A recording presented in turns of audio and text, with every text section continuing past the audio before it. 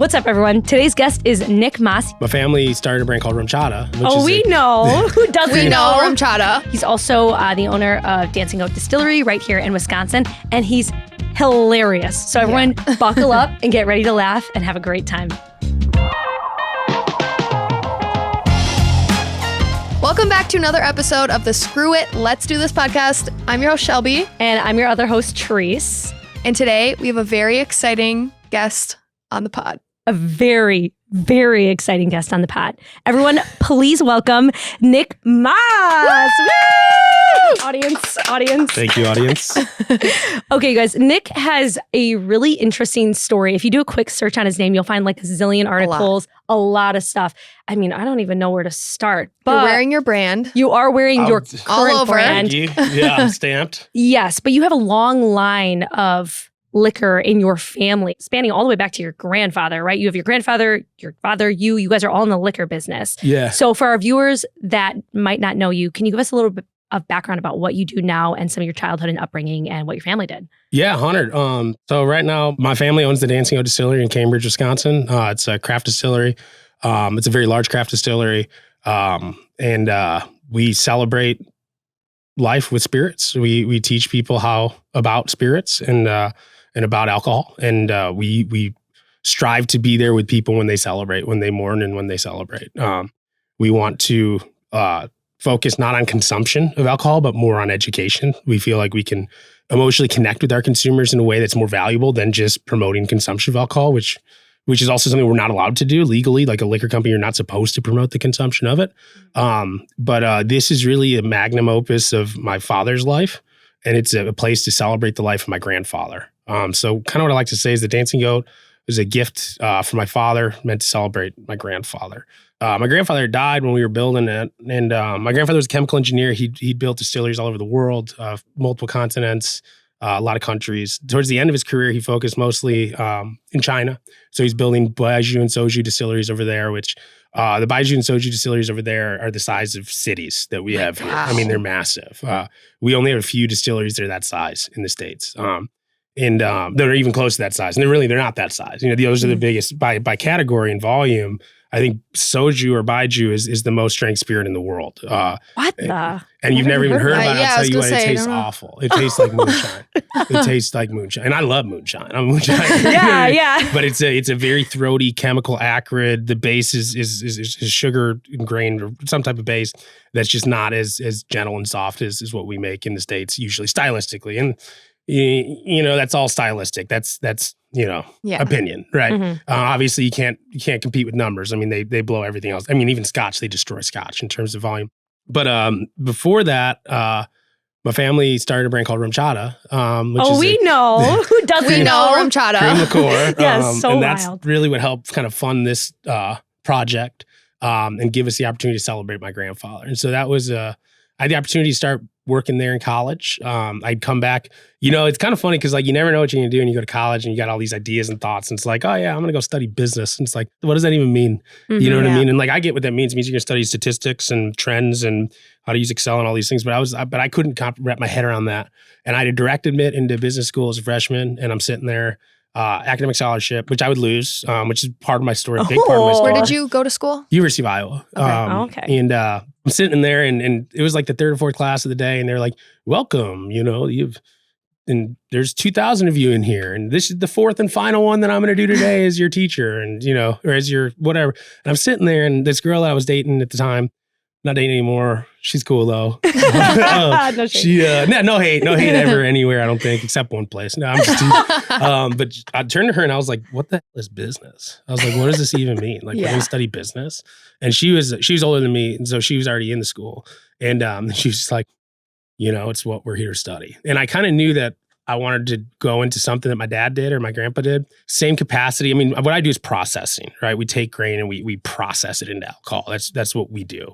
And then we market that alcohol. So it's really two companies. There's an actual chemical plant at the Dancing Goat, and then there's the chemicals that we made need to be marketed, right? And when I say chemical plant, it's just like an analogy, right? Because like alcohol is a chemical. Yeah. Be the same as like a paint factory, right? Sherman Moore markets paints that they also make. And so that's kind of like the gist of that business for us. In college, I was going back and I was helping during the week And this I probably shouldn't help during the weekend, but I was helping during the week to build this bottling machine that we needed to build to make RumChata. And I knew about RumChata because I had worked on the flavor with my dad when I was getting out of college. Yeah, wait, can we like bump back to the beginning of that story? Sure, yeah, So your grandfather was in the liquor business, but he wasn't an entrepreneur. He just worked in the business, correct? Correct. Yeah, no, he was a chemical engineer, so correct. Yeah, he was not truly an entrepreneur in the traditional sense. He worked for other people as well. He made a lot of other people a lot of money. Got it. So then your dad was like, he decided to make RumChata. That was the first entrepreneurial venture in your family. My dad my dad had a lot of entrepreneurial streaks before that. So my dad and my grandpa had an alcohol company that they started, I believe it was the late 80s. And it was a low alcohol or non-alcohol schnapps and liqueur. And it just didn't go nowhere. It didn't really go anywhere. And my dad went back to big brand liquor for marketing. But in marketing for these kind of companies, like, when you're at Jim Beam, you have a lot of the same type of whiskey, but it can have different flavor profiles. And so you can sit there and you can be like, well, we have this stock. We want to make a product about it or from it. And in a way, that's half the entrepreneurial process, right? Is saying like, we have not, it is an innovation in a way. It's an innovation on this one distiller, this one mark, right? Or this one inventory SKU, whatever, however you want to put it. And so my dad always had those tendencies. He loved product development. He'd done a lot. My dad, this is a crazy statement to make. My dad was in charge of the meeting where they came up with pucker, sour apple pucker. Wow. And so it was in the 90s. It was a marketing meeting where he had brought in all of the LDA to 32 SKU, the people that are legal drinking age that worked for the company, all the way 32-year-olds were brought in. If they didn't live in the Illinois area, they were flown in, and they did a big conference at a Marriott. And my dad basically sat there and he's like, everyone's going to go out and buy candy, and we're going to taste this candy, and we're going to come up with a new cordial liqueur. And cool. And these people just go out and they'd buy their favorite candy from they were a kid that was at the store that they got assigned. Well, they come back and he's going through all these, and my dad's like, yeah, no. He goes, what is this? He's like, what is this? And somebody goes like, oh, that's a Blue Jolly Rancher. My dad goes, is there a green one? And they're like, what? Is there a green one? Yeah, well, because the green apple. That's the first pucker was green apple pucker. Yeah.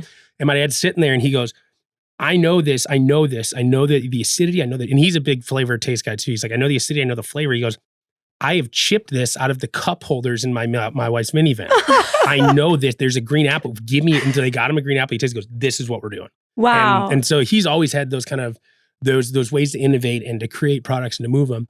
Wow, that's so creative. Went back to Beam and was working for Beam for a long time. And then when he retired, that's when he became an entrepreneur, right? And so the first thing that he did— After he retired, you said? After he retired from Beam. So after the first time he retired. So how old was he when he came up with— Oh, he retired early. I think he was like 55. Okay. I think somewhere around there. That adds up time-wise, right? I think he was like 55-ish. Okay. Wow. And the funny thing is he retired and like he thought he was done, and we came up with this recipe for horchata. Yes. And I worked on it for him, with him a lot, heavily before I went to college. Wait, is it true that you were at like a Mexican restaurant, you had horchata, and your dad was like, oh, let's make this into— So there's a lot of, What's the true story? Now that we don't own it, I'll tell you the true story. So okay. And I always told the truth, but you know what I mean? You get the Maas's pinned down with marketing, and sometimes you don't get the truth. I'm telling you the truth right now. Oh, this is exclusive. So, there used to be this Mexican restaurant, and I went to a high school. There was thousands of kids. It was really big. It was the size of small colleges. So I think there was 6,500 kids or 7,000 kids when I graduated. And the next class, that was the biggest year because their freshman class was so large. Wait, what city was this? This is Stevenson High School down in the northwest suburbs of Illinois. Okay. So I was in the Lincolnshire area. So we'd always go to this Mexican restaurant, and my dad's a smart cat. He's not stupid. You know what I mean? And the food was no good, and you could tell. You know what I mean? Don't tell him that. But we'd be at the football team had 100 kids on the varsity squad, and like everybody brings a friend or a girlfriend. That's 200 kids. You know, if you brought two friends, that's 300 kids. A lot of time, this Mexican restaurant was in a strip mall, and a lot of times this strip mall parking lot would be packed with kids. I mean, there'd be things going on in the cars that shouldn't have been going on, and that's kind of why we flocked to this place, especially when we won, right? And my dad, I was constantly challenging my parents when I was younger. So I was constantly challenged. And so I'd often have, make sure you're not drinking, and then come home and make sure I wasn't drinking. And so we'd go to this place all the time, and I kept passing these tests because I wasn't drinking while I was there. But it always got brought up as like, what are you kids doing over there? Because my parents are they're the type of people like, nothing good happens after midnight, Nicky boy. Come on home. That's what my dad would say. Yeah. Exactly. And they're right. And frankly, they're right. Yeah. There's very good chances that you will, come home at 2 a.m. and nothing bad happened. But there's a non-zero chance that something bad will happen, right? Yeah. Like it's more likely than, especially that age, driving around in cars, making poor decisions. So I was home on time for curfew and all this stuff, and he approached me and he's kind of like, "What's the deal?" Because he knew what's going on. I was just like, "Oh, Ty's like, we just love the horchata, man." And he was like, "Horchata," and I was like, "Yeah, like in the taquerias, you got the little fountain drink that like was always like going. It's for circuit. It's got that milky looking fluid in it. It's like rice milk. It's like it's really good. Yeah, like, horchata is rice cinnamon milk, right? Yeah, it's rice water. Rice. Right? So we call it rice milk, but that's kind of like calling almond milk. It's not milk, right? Yeah. I used to bring that home one day, and so I brought it home, and this stuff was really good. I mean, it was really, really good. The thing is with real horchata, the spices don't stay in suspension. They fall out of suspensions. That's an important thing to remember with the machine. With the machine, yeah. And then also remember that because it's the reason why we were very successful later is we addressed that. So Wow. He gets this stuff and he starts tasting it and he's real bored. He's got nothing else to do. And he'd been working on a pepper tequila at the time. And so working on pepper tequila means he's been steeping peppers in tequila bottles in my house, driving my mom crazy while I was a senior in high school, driving my mom crazy. Yeah. You know what I mean? So like that's what he was doing. So the rice water was a welcome change. The thing with it though was he didn't have a recipe, right? Because his grandma isn't Mexican, his grandma was Norwegian. The thing you know about my grandpa, my father is his tanta, his great aunt, was the chef for the King of Norway. That's how our family came over here. Oh my gosh. And so my father... She's Norwegian, so this hits home. Hey, what's up? My father is an amazing cook.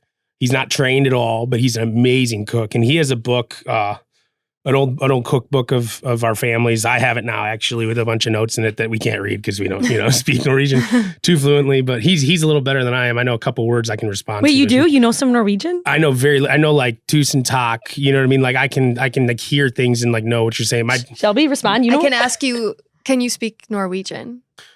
Say it. Kan du snakke norsk? Yeah, there you go. Yeah, I could tell you that you asked me to speak Norwegian. That's about it. And so, but my father, great cook. I'd like to say I am a good cook. I understand flavor in a very good way chemically. I understand how things work together chemically in terms of flavor and the palate. And so we ended up traipsing around for a couple weeks, and I was always grounded. And so it was really easy to be like, yo, here are the keys. Go. The first time it was like, go get horchata. And I came back with a bunch of horchata. And he's like, well, go get some ready to drink horchatas. I was like, well, then they don't exist. And he was like, all right, well, get the packets at the taquerias. And I would literally just drive around all day because I was grounded. It was like, I'm not going to sit at home. So I was taking like the long route between, you know what I mean? Yeah. If I was supposed to make a circle, I'd make a star, And, but I get it. I got all these packages, bring them home, we try them. And then eventually we started mixing and matching. We're like, well, we're going to take a little bit of this, some of our own spices, some of our own seasoning. My dad taught me how to read a label. Do you know how to read a food ingredient label? This is an awesome hack for actual cookers, bakers, etc. So ingredients in the United States legally are always listed by concentration. And so when you're reading that, whenever you're trying to hack a recipe, it's always in order of concentration, greatest to smallest. And so when you're reading like, peanuts, sugar, blank, there's more peanuts in the recipe than there's sugar and blank. Mm-hmm. And so that's kind of, you can reverse engineer a recipe. So he had taught me that. And so we started looking at these things and we realized the ratios of the spices we should be using, made our own. So then I go to college, I come back and he's got our ready to drink that he's selling. It's selling it through Walgreens mostly. And his idea was that by gallonage, horchata is the second drink liquid in gallonage, I think, definitely in the Spanish-speaking world, but I think in the world. I think behind water. I mean, tons of people drink it. In terms of non-alcoholic, it's one of the most drank things in the world.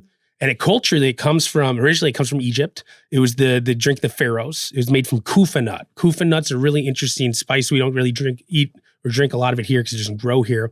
But the premise of horchata was making water palatable. So you got brackish water that's infected probably with bacteria. You have to boil it, right? And then so think about when they came over to the Americas and they need to boil water. Well, the tradition of horchata showed them, okay, well, we can season the water to make it taste good again. Okay, that's so interesting. And so the way that it ended up in Spanish-speaking countries was the Moors. The Moors are, I believe, Islamic people of Islamic descent, usually from North Africa. But the Moors came into Spain. They were persecuted there. And then they went into Ireland and went out in ships. But they brought the idea of horchata to the Spanish, who then, when they came over to the Americas in Discovery, they brought the technique here. And so wherever you drink it or wherever you are, usually it's regional. And so in some places in Mexico, they make it, like in Puebla, they make it out of melon seed. They don't even use cinnamon and vanilla. But all of it is the same. The solids aren't in suspension. And so when I came back, he had a drink that didn't have sedimentation in it. So things weren't coming out of suspension, which means it's a consistent sip. Yes. Right. Yeah. You can open it as a package, it's consistent all the way through. Yeah. Don't need to shake it, all that stuff. And then he had put cream in it, real cream. And that was one of his secrets. Real Wisconsin cream, was it? Real Wisconsin dairy cream from this state. Yeah. And it was made here. We chose to make it here instead of in the Caribbean where the rum's at, because it was important to get the cream and the rum together when the cream was fresh for taste and flavor. And so, and stability too. But so that's why we always made it here, but it always had that island vibe, is we wanted people to think it was an island product. That's how we were successful with it, you know? And this is kind of a screw it, let's do it type thing. He's in Walgreens and he's getting pinched on margin, because that's what they're pinchers, right? They get you, they build your business, and they pinch your margin. And he didn't have appropriate margins in place because he wasn't in food. I wasn't there, so I'm not trying to criticize my father anyway, but those margins were lost. And eventually he was at the point where they said, if you don't give us this much more margin, we're not taking any more and we're done. Wow. And he closed his portfolio and he's like, all right, well, I'm out of business because you're my only customer and I can't sell for less than I make it. And he walked out, in his head, he was like, yeah, I'm gonna put alcohol in this. And he did. And yeah. Wow. And the rest is kind of history. Wait, so he started out by not even having alcohol in it and selling it through Walgreens? It was called Casa del Sol Horchata. Yeah. Oh. Yeah. And then he idea. And he kind of just got frustrated because this was just like a retirement kind of, it's almost like, I mean, he thought he was going to be playing with his friends, all this stuff, but he's 55. These guys they weren't retired yet. The guys in the neighborhood weren't retired yet. They were still working. Yeah. And so he didn't really have a lot to do. And so he did that. Wow. And so then I came into play because, he talked to my grandfather. My grandfather's retired. Wait, how old were you at this point now? You were in at this high point school? in time. So I was 8. We did the flavor together when I was 17, 18 years old. Oh. Went to college. I was working at a bar and I would bring it in the bar and I just give away for free. And people went insane. But you made this at your house? No, this was once it was actually a product, like an official product in a bottle. Okay. And I was still a student at the University of Iowa. Mhm. It wasn't sold in Iowa. It was only sold in Illinois. Got So it. I would bring the first, if you've ever seen an early RumChata bottle, it's very similar to the one now, but it has a longer neck on it. Okay. And it actually looks more like a suntan bottle than the one now. Oh. And so it was a stock glass that we had painted. It wasn't Wow. actually a custom glass yet. And so Wow. I would take bottles of those first couple batches and bring them to the bar that I was managing in Iowa City. And I would just give away for free to people. Wow. But we started mixing it with Fireball, and everyone started mixing it with Fireball. Yeah. And the rest is history. So we spent one night making those Fireball shots in Iowa, and I didn't think about it again for like 9 months. And then I had a buddy, TG, Tanner Gage. Holler, Tanager. You're not going to listen to this, but you should listen to this. Yeah, you should. I hate you. I'm just kidding. No, I don't. But Tanager hit me up and he goes, yo, I'm at Ricky's on the lake and they're doing that shot. They're doing that oatmeal cookie shot. And I was like, with the Fireball, he goes, yeah. And he goes, you don't understand. He goes, we're killing like cases. And then My boom, gosh. we start getting case depletions from distributors in these control states. And it's like, wait, you want to order how much? Yeah. And then from there, it was 30% growth pretty much every month. That is Wow. nuts. And you guys are, so who came up with all these cool marketing ideas? Because you guys came up with the little serial shooters and that became like a whole online sensation, right? Like you guys used Facebook a lot early in like 2009, was it? Yeah. You guys, I mean, that was before social media marketing was huge, but you guys were on that. Yeah, so there was for sure. It was pretty cool. So I was doing social media, and then social media, when we first started it was just answering emails. Answering emails and like info line requests. And then I used to be the store locator. I had Excel sheets. People would email me and I would search by zip code and give them a list. I was spending hours a day Oh my gosh. fielding just emails and searching manually Excel spread. Yeah, and I'm not a school guy. Yeah. I didn't go to class. I didn't go to school. I worked in the bar. Did you graduate from college? I graduated, but barely, by the skin of my teeth. So know you what I mean? weren't a good student. I quote had a unquote. lot of life lessons I needed to learn before I could be a good student. And I became a good student with this project. And I'm still not the best student. I mean, if you had the other guy here, he would tell you I'm not a student, But a lot of the stuff that I've learned about alcohol and chemistry and processing since my grandpa died has been self-taught because I had to. Yeah. But then I kind of had that chip on my shoulder going to college too, because once I started telling you about leaving the business program, I started studying English and history because I said I want to do processing. I want to be a distiller. And at that point, I still want to be a distiller. And then later I changed, I want to distill marijuana. But I was like, there isn't a school for this. There isn't one in the States. There was a curriculum being written at Michigan State, but it wasn't ready yet. And the other option was go to Scotland. And we didn't have RumChata money yet. I couldn't go to Scotland. I had to try to get my academic scholarship back at Iowa. And so that's what I was doing. And so I figured if I teach myself how to write English, teach myself how to communicate, teach myself how to research history, I teach myself anything. I don't need a degree. Mhm. Yeah. And that's what I did. And I stand by that to this day. I think it was I think it was the best decision I ever made. Because now you sit here, you tell me whatever you want. I'll go verify it. And I don't need someone to explain it to me. There's things that I can't grab. I'm not really I have a couple learning disabilities that mean I'm very limited. I have integer-based dyslexia, it's called integer flip. And so like they'll flip on me. And so like algebra, for instance, like my 9s will look like B's. It's really hard to crack that until and then you learn how to read those differently. But that always got in the way with learning in school. Wow. But teaching myself how to translate and to communicate and to learn, I could teach myself. And so that was my original intention until this all changed and happened. And I just went back and built this bottling factory, and eventually he talked me into staying, But I never would have imagined that me answering those emails like that would turn into what it did. Because what it did was you gotta realize too, we didn't have any money. Obviously, we got some money now. You've been to this factory that we built. Yeah. But RumChata, like people understand, like we have to compound that. You got to go buy $1 million worth of cream. Then you got to go buy $500,000 worth of rum from Barbados or Puerto Rico, whoever's selling whatever import fee you can get in at a good price. Then you got to get glass and closures, right? And then we need shippers. Then we need distributors that are going to help us sell. It's so cash intensive to start a business. And like you're not this. individually filling the bottles. You have to have like a factory. You said that. You can individually fill bottles. We individually fill a lot of No, bottles you at did work. not. But not Oh my on gosh. here we didn't, because the expense of the Dancing Goat is the machines to make the alcohol, which has limited our bottling capabilities there. And then also, true, we didn't build the Dancing Goat with bottling capabilities because we had this other plant that we'd already built. Yeah. But there, the whole business was bottling. And so we bought a bottling machine. We just had to work it. Bottling machine that we bought was out of a Coke factory from, I think, Georgia. And it was just completely, I spent weeks cleaning it with boxes of wire brushes, Oh my gosh. dozens of cans of mineral spirits. I had rubber gloves just melting off my hands. Oh my God. I was like 18, 19 years old, just chipper as heck, just underneath there, just scrubbing, having myself a time. Dropping And, on your face. yeah, it was nuts. I was scrubbing Oh the my rust off gosh. the bottom of this This machine. feels Yeah. unreal to hear this story. And that machinery is still in place, still making RumChata to this day. Wait, Wow. what? Yeah. Wow. Out of all the products, RumChata, everything you've made, what's your favorite thing? That's a hard question. That's a really hard question because I've really become a whiskey nerd. I've really become a lover of spirits and fine spirits and all types, but whiskey especially, cognacs especially. But I have to say that nothing has ever made me more proud than to this day walking into grocery stores all over the country and seeing RumChata limon, RumChata coconut, RumChata frappuccino next to it with the little with the things that we did and the innovations that we did in the package, specifically the packages. The thing I'm most proud of is the RumChata creamer cups, because we figured out how to do it. That's, Do you know what I'm talking yes, about? they're like little coffee creamer cups. They are little coffee creamer cups. So we bought a little coffee creamer cup making machine to bottle, cool. and no one had ever put booze in one of those before. And it just blew people's, like, it was the Wow. time too, it came out when RumChata was kind of, it was not, I don't want to say fizzling, because obviously it's still going hard, but like Yes. things get popped, they ride you Yep. waves Yeah. and spirits, right? And it had been introed and it was kind of lagging a little bit. And then we came out with that size, it was like boom again, And same with frappuccino. We sold a lot of frappuccino when we first started selling it again. Wow. That was the coffee RumChata Okay. flavor. Wow. But those innovations really, it shows the flexibility of that brand, the versatility of it. But the most proud of it is those coffee creamer cups, the amount of work that we put into it. Wow. It was one of the last things my grandpa touched. Wow. I want to talk about your creative process. So you have all these like cool marketing ideas with, say, for example, RumChata. I know you do a lot of cool stuff with like Dancing Goat.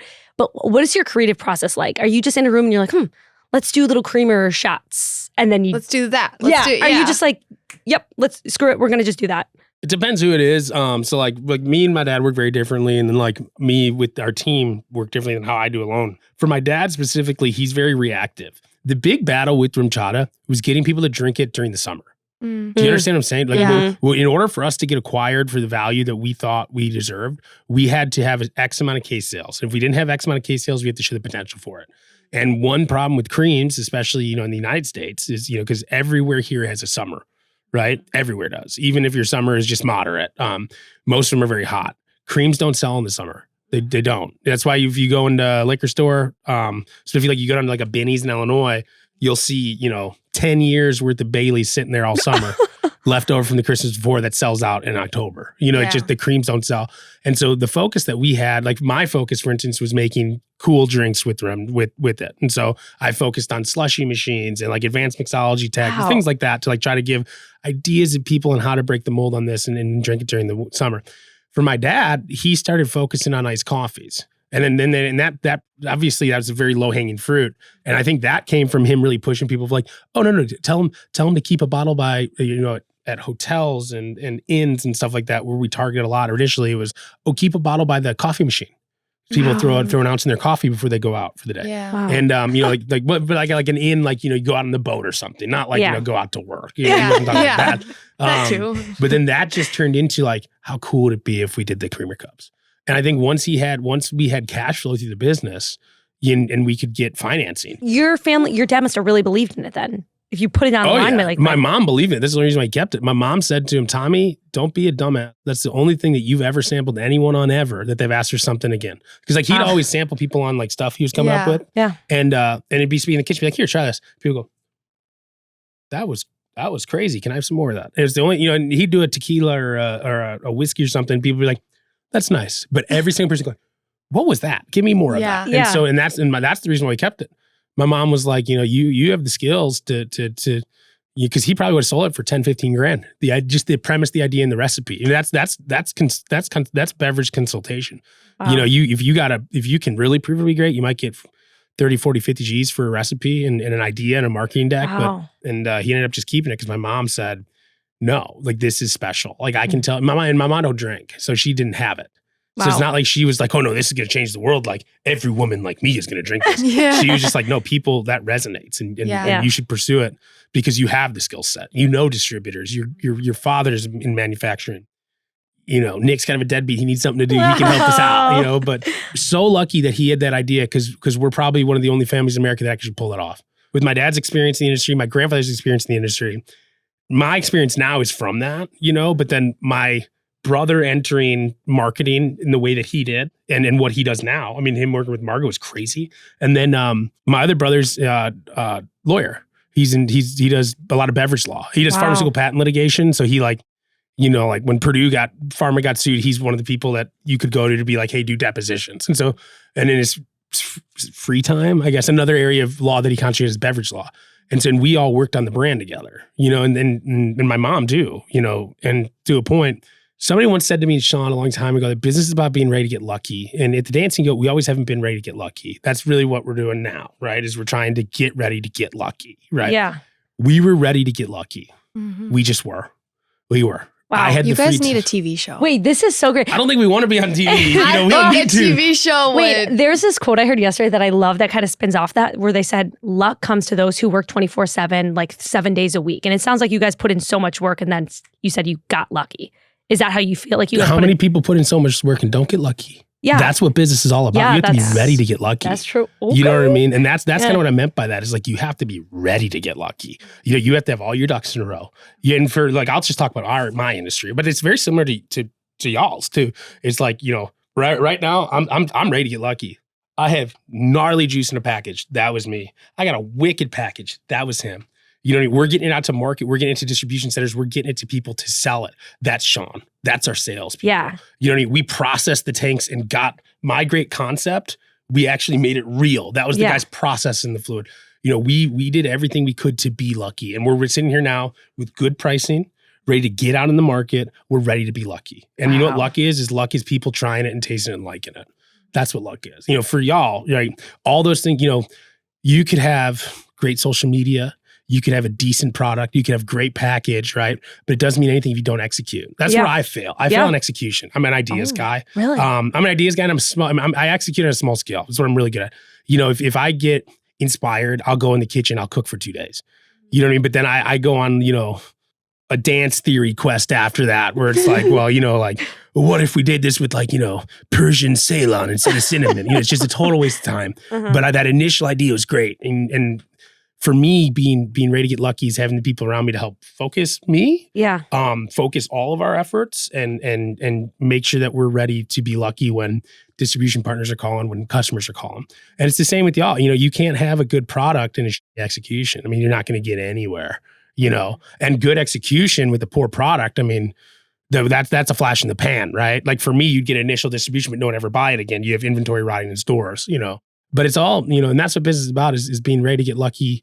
And then hopefully you've mitigated a lot of the luck out of it. You've engineered your marketing, your sales, your product, your customer service in a way that it guarantees you luck. Does that make sense? Yeah. Yeah. I'm curious now about your baking background. So, let's go, dude. I've heard about it from you many times, and I want you to tell viewers where that started. Are you still baking today? Are you running home, making cookies for the fam? We're going to do some cookies. I think we're doing something for this weekend. Me and my wife, we don't cook. I don't bake enough because a lot of what I do, distilling is very similar to baking. And I don't spend I wish I spent more time actually physically distilling. I feel like I've hired a bunch of people to do all the jobs I want to do, which really is disappointing. Wait, you've hired people to do the jobs you want to do? Yes. Oh, don't people always say like hire people to do the jobs you don't want to do? I'd already done that. Oh, okay. That's already been done. Oh. Bo and Sean already worked here. And I'm not trying to be rude with that statement. There's also things I can't do. Like one of the things I've mentioned is I'm a very flawed person. I'm very limited in my execution. Like I will go on a 10-day quest to see what Persian Ceylon's like.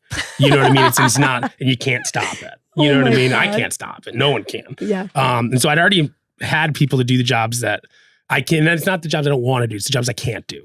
Right? Because like, to be frank with you, I don't want to do anything. I want to make cookies and laugh and play. That's what I want to do. And so personally, having a great team around you, it helps focus your energy and channel your energy and efforts and kind of get a little bit of that unlikelihood for unsuccess out, the idea that you're going to be unsuccessful. But I think that for the baking, for me, the other job that I don't talk a lot about in college, I worked at a bakery. Commercial bakery. That's where I started learning about grist hydration and flour's relationship with water and texture. And that started me off on my, that moonshining and making alcohol. In doing that, I got really good with flavor and cooking. And I just started to understand how spices have relationships and they work in proportions. And if you can stay in those proportions, you can do anything.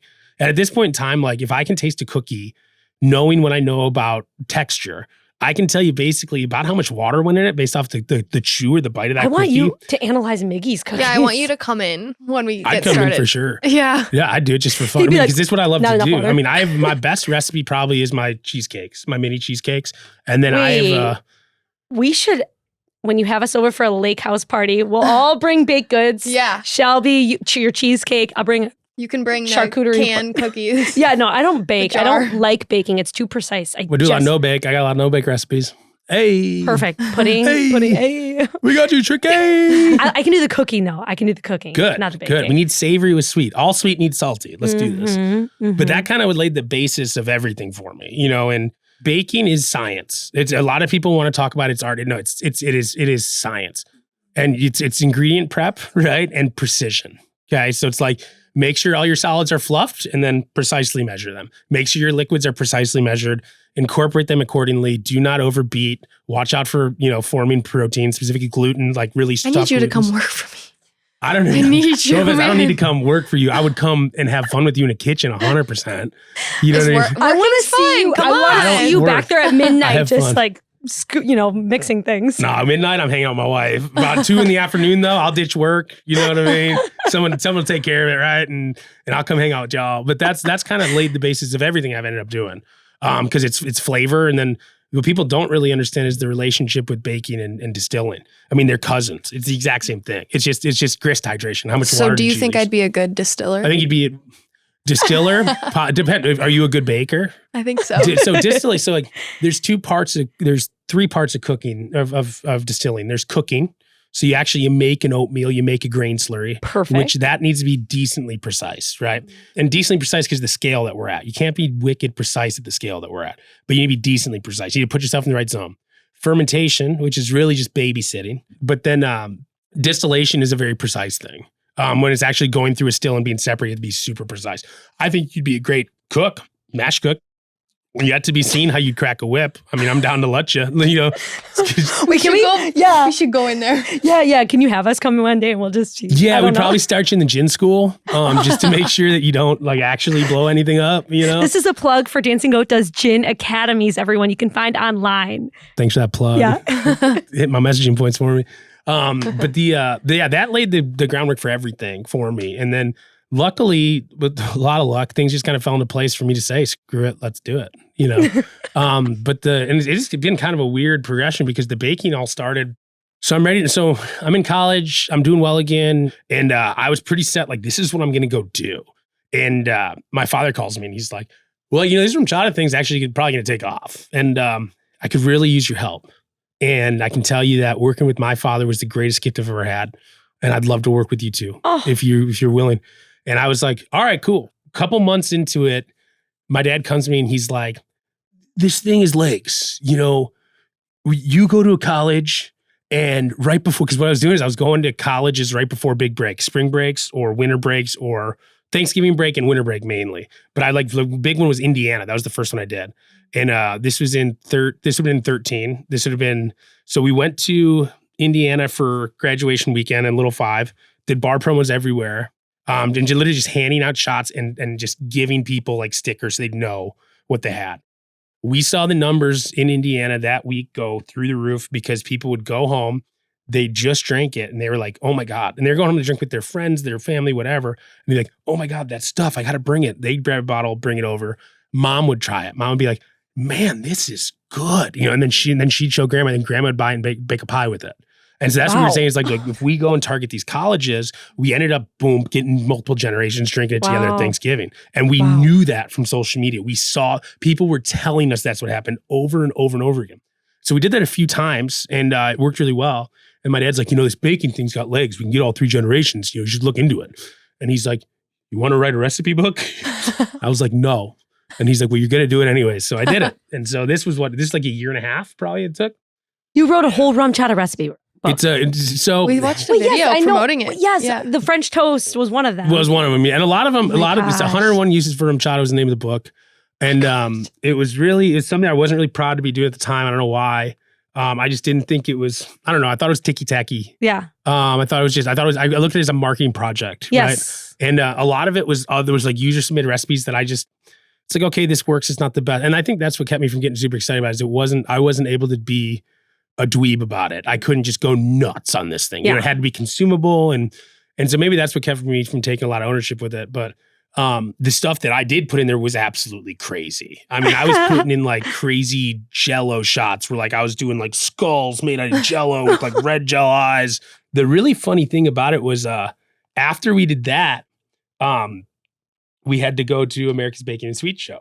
And and I have a gnarly cake pop recipe, a really, really, really good one. Let's connect. Yeah. I'll give it. I mean, well, your cake pop's only as good as your buttercream recipe. I don't even make cake pops. Yeah. But I just want it for me. Well, you know what? Cake pops, you're successful from your frosting because it ends up being like 70% frosting. Yeah. You know, and by weight, I can tell you literally, they end up being 70% by weight and frosting. And people, if you know what I'm talking about when I say like a crack frosting, it's like a frosting that like, you're going to frost it one day, it's soft, and then like 2 days later, it's oxidized enough where it cracks. Yeah.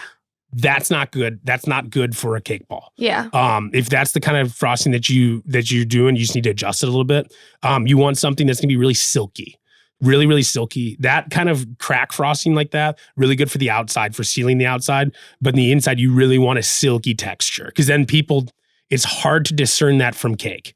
And so people don't realize that this is actually 70% frosting by weight. But that's the secret of it. Shelby, take notes. Mentally, it's up here. So this was, height of me being a bodybuilding fan. This is before I was actually competing myself, a couple years before. But, I was walking around like, you know what I mean? Like trim like he is. And so I'm at this baking and sweets show and people are coming up to me. And, when the hair was much shorter, I think, as you've seen, people are just like, these are great. Where'd you get these? Like, well, I had a Westtown Bakery make them for me. And they're like, so your recipe? I was like, yeah, the recipe's right here in this book. And they go, that was your recipe? And people just didn't believe me. They literally didn't believe. At first we were right. No, I think that was actually before the cookbook. because we were writing Jiffy Pop cake mix on, because that's my cheat, is it's so cheap and it's so good. And if you do it right texturally, it's a great texture. And it's great for cake pops because it'll stale faster than regular cake will. And then that's the big thing, is you want it to stale because then the weight of the crumbs goes down and it's a true accurate 70-30 by weight for the balls. The cake balls kind of really started it. And then it was just, how wild can I get every year at this thing until it got canceled, which was 2 years. I was on stage presenting. I did cake balls the first year. The second year I did bacon infused French toast waffles. Wow. And we used those to make, I want to do something savory. And we use those to make like sandwich, like cream sandwiches, almost like an ice cream sandwich. But then the cake boss was supposed to be after me.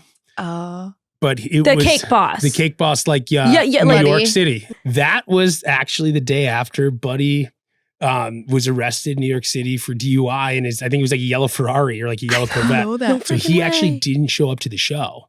So I got his slot. And they just kind of like had me keep going. So I just kept going. Wow. And you can go. I can just go. I can just go. Yeah, especially too, like if it's something, if it's whiskey or baking, I can just, and that crowd specifically was a captive audience and they all wanted my recipe. So I could just go, you know, I was very comfortable.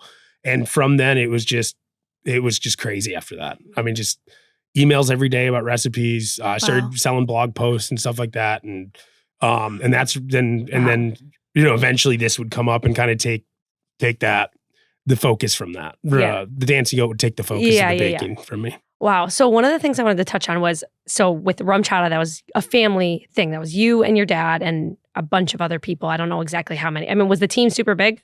No, because we didn't have any money. It was like under 20 people, right? Originally, so it started off, because we had it for 10 years. Did we get to 11? No, we sold it at 10. I think we sold it at the 11th year. Wow. But the first 3 years, it was ran out of my parents' house. Literally their house. There was 3 employees. It was me, Brad, Mundy, and my dad. And we covered the entire country. Wow. That is so nuts. We slowly added sales reps as, you know, we had to. Yeah. The production facility, obviously there's more people there, but that was actually a separate business. You know, the bottling plant was a separate business than RumChata. Kind of like I was talking about earlier, like RumChata was really an alcohol marketing company. And that was really a bottling and production plant. Whereas like the Dancing Goat, it's a combination of both. Yeah. One of it is the actual business of making the alcohol, which we do for other people. We have customers we make alcohol for. And then we make it for ourselves. And then we also market our own spirits. Yeah, yeah. And so there was more than 20 with the people that work at the factory, obviously. But without that, just the sales, it was very slim. Wow. Well, why I say that is because I love that it was your family with RumChata, but then now looking into Dancing Goat. So it's like a lot of your friends. It's a lot of your best friends that work with you. So yeah, I love that. Can we just talk more about like how that tough? Yes. Yeah. I think it'd be tough like having like some of my best friends work for me, because if they did something that I didn't like and then having to talk to them about it, like I'm sure that's come up. Oh yeah, that's come up. You know, I think I would say this, it's very hard to work with your friends. I'll just talk about my side of the street here. It's very difficult to corral me. I mean, even you saw, he had to come and get me from the parking lot and give me a shirt that's clean. You know what I mean? And like remind me not to swear, you know? Yeah. It's very hard to work with your friends because it's hard to feel like you can ask for accountability without losing a friend. And I think that, I don't think a lot of people could do it. I think me and him do it really well because we have a lot of respect for each other. And frankly, I can call a spade to Bo. I think you can frankly call a spade to me. Bo's able to point out to me when I'm not meeting commitments without telling me you're failing people. I think that's the most important thing in managing me. And I need to be as a crazy eccentric part owner, part, you know, operating partner. Like I unfortunately, I need to be managed heavily, you know, I mean, I do by him, by Sean. I mean, it's hard to get me to focus. What's hard with friends is, separating work and fun. And there's been times with people who I'm friends with that I work with in the past and who I still work with today. There's weeks where that you can't separate that. You know, then you might be mad at somebody, you're upset with how something went, and unfortunately, it does impact. You know, let's say I'm going to use this as a hypothetical. Let's say I'm pissed at Bo because he dropped a stainless steel lock in my tank of whiskey and it turned it black because it wasn't actually stainless steel, it was carbon steel. And I told him, is that a real story? That's two stories put together. I did that to my grandfather. Oh. I'm using something intentionally that he didn't do because then it's not like I'm bringing up. It's like I'm not talking trash. You know? Yeah. But like, let's say I'm mad at him for that. It's really easy to be like, yo, dude, I asked it to be done this way and it wasn't done this way. And that really makes me upset. And I'm going to clean up this mess, but I really hope it doesn't happen again. I think that's really healthy communication. I think that tells people what happened, where you're at. Is it going to be addressed or is it not addressable?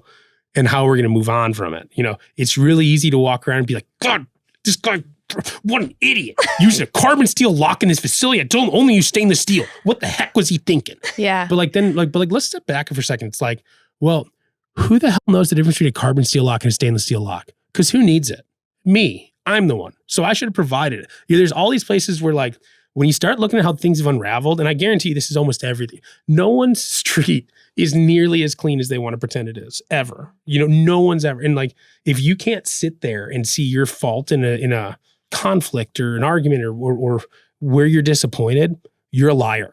Like you may be, my impression of y'all, you're pretty good people. Like I truly believe that you're good people. I don't think that you're like out doing wicked, gnarly stuff. Like, you know, I mean, there's a myriad of crazy things you could be doing, right? You could be like burying bodies underneath your, patio. You know, you could be out like. Therese is the one with the patio. Shelby, I wasn't going to say anything, but Shelby. Well, you probably got rid of yours because you sodded the bodies.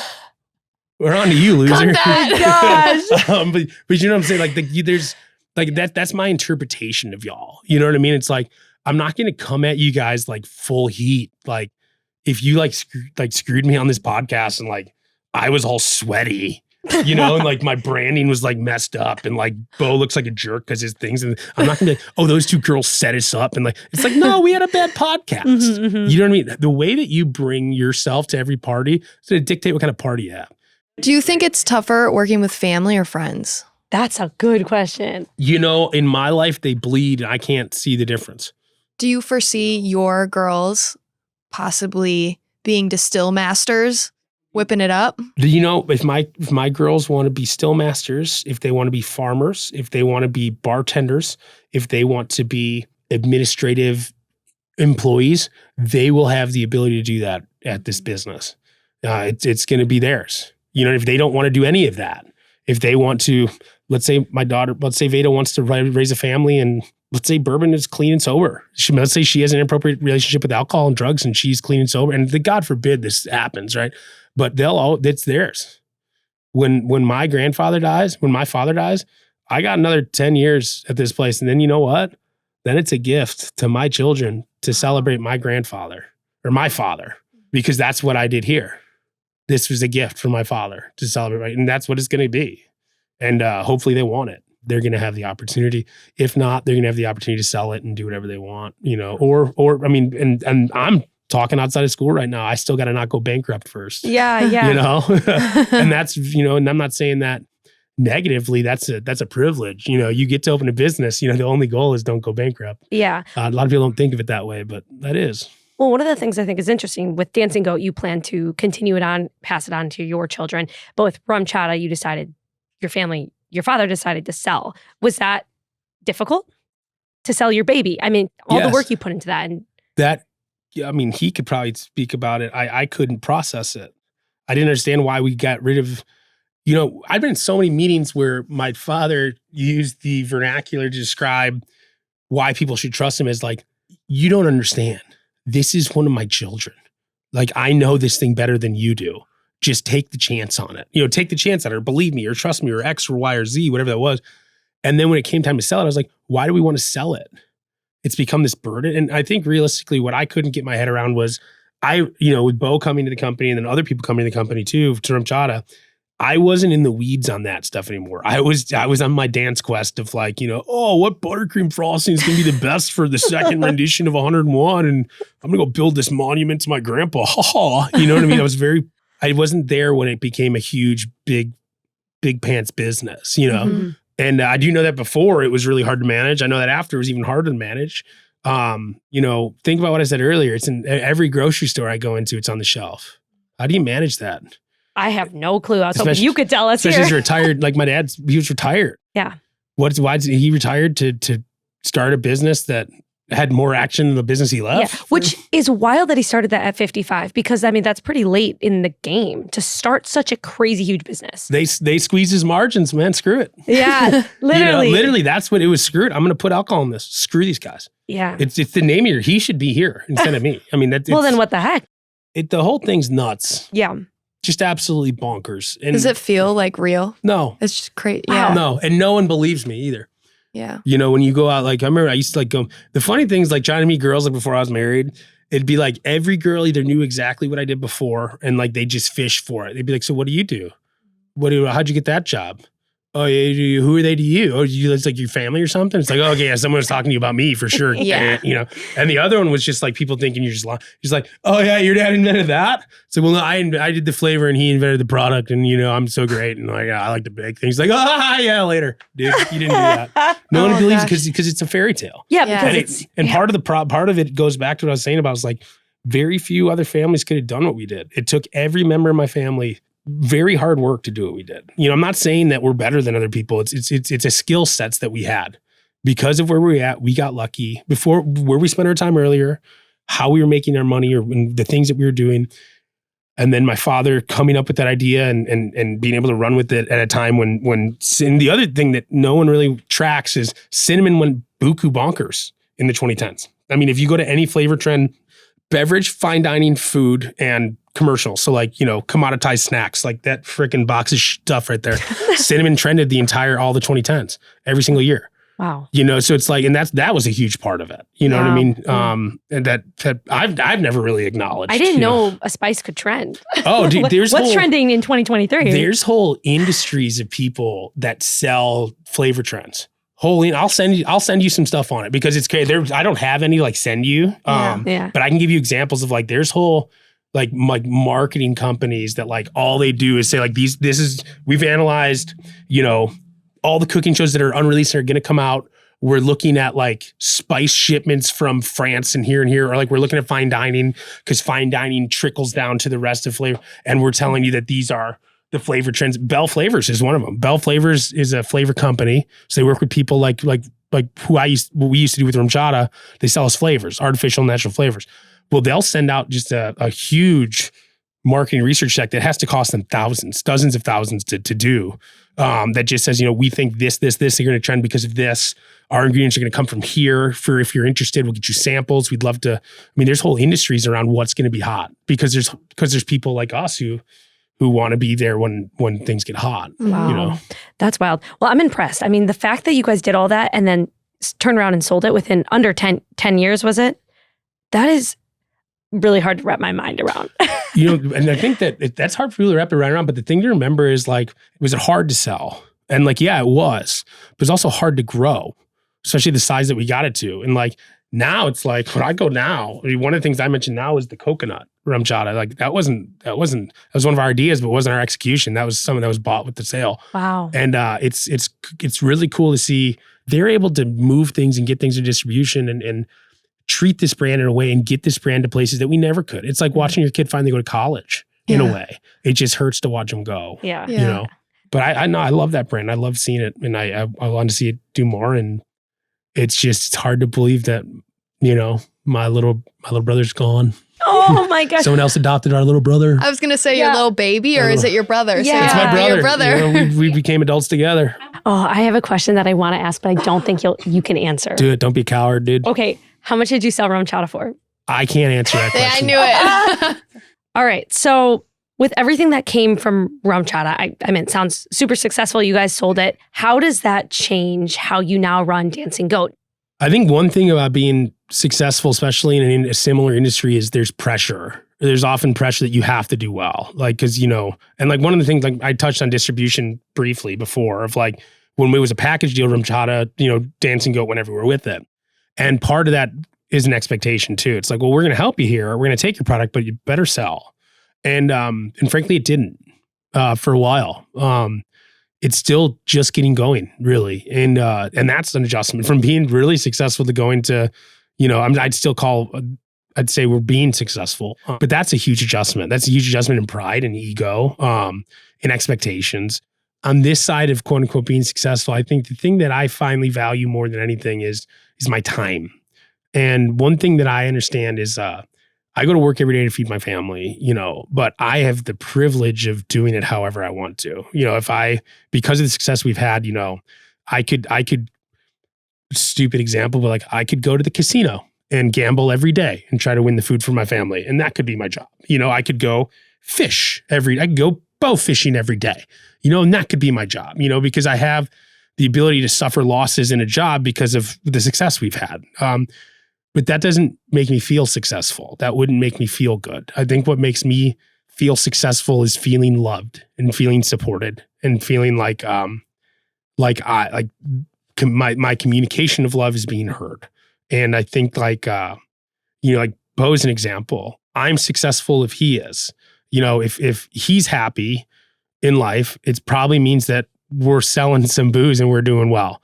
And he's having fun at work. And those are things that are important to me. Something I say to my friends that work with us at the Dancing Goat, because I don't like to always say for me, it's with us, is my first priority is that you're happy and you're healthy. That's the only thing I really care about. Are you guys hiring? we are. Alcohol application scientist? Get your blending application in there. You can take my last job that I got. I'll pass that one around. But the second thing that's really important to me is like that you're my friend. I want you to be happy and healthy. And I want you to be my friend. The third thing is that you work here. And I want you to work here, but those other things have to happen first.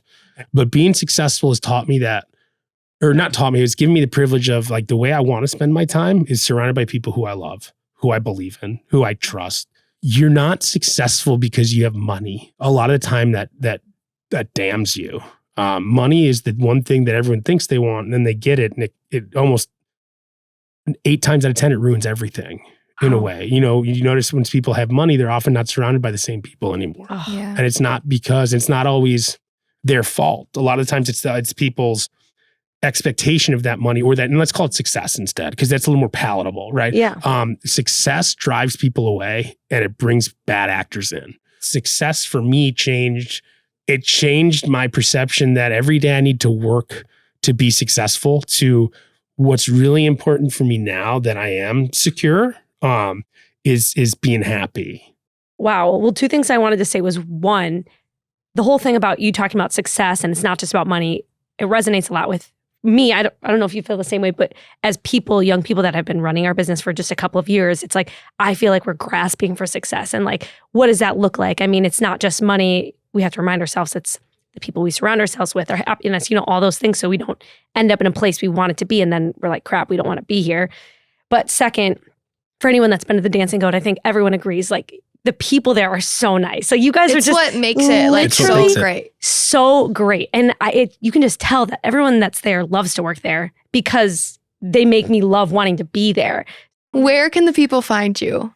If they want to see Dancing Goat, and how can they go? support you? Like, what's happening where people can go to the Dancing Goat? How can they support you guys? We can be found in Cambridge, Wisconsin. We're at 20 miles east of Madison, just a little south of the highway. We focus on on-site consumption, or no, on-site education, not consumption. So if you're planning on like going to the Dancing Goat and like getting ripped and watching the Packers, like just please go somewhere else. And not because I don't like those things. I love doing those things, but I like to do those things responsibly. And we're a little too far of a drive from Madison to do that. We focus on on-site education because, well, one, my grandmother was an educator. We think it's important. But what we think unlocks the door for people isn't a good cocktail, because they can't do that at home. If I teach you about the spirit, I teach you about the base notes of the spirit, what it complements, about its texture, where that should be applied in a cocktail, and what makes it special. You don't need to come and buy a cocktail from me at a really high margin to support my business. You can go buy any bottle of bourbon on the shelf and make a great drink. I am now an authority in your life in terms of I open a door for you. You're not going to buy my bourbon every time, but you're going to buy it again sometime. And when some people ask about a good experience, hopefully you can say, I learned about my palate at the Dancing Goat. And that's why it's important to me. I think it's a different way to connect with consumers.